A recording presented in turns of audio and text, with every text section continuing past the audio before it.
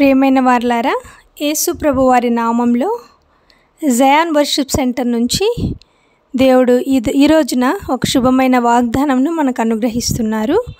కీర్తనలు 40 అధ్యాయము 17వ వచనంలో దావీదు గారు ఇలాగంటారు, నేను శ్రమల పాలై దీనుడనైతిని, ప్రభువు నన్ను తలంచుకొనుచున్నాడు. నాకు సహాయం నీవే, నా రక్షణకర్తవు నీవే, నా దేవా ఆలస్యం చేయకుము అని. అదే మాట ఇంగ్లీష్లో, I am poor and needy at lord is remembering me. So దేవుడు నిన్ను జ్ఞాపకం చేసుకొనిచున్నాడు.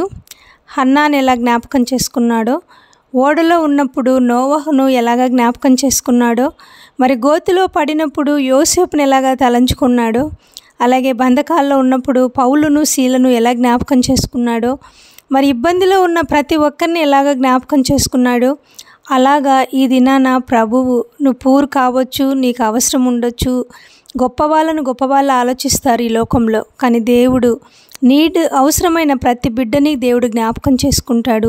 అలాగే తనకు మొరపెట్టే ప్రతి వారిని, తనకు నిజముగా మొరపెట్టే వాళ్ళందరికీ ఆయన సహాయం చేసేవాడుగా ఉన్నాడు. కాబట్టి ఈ దినాన this is the day that God has made for me.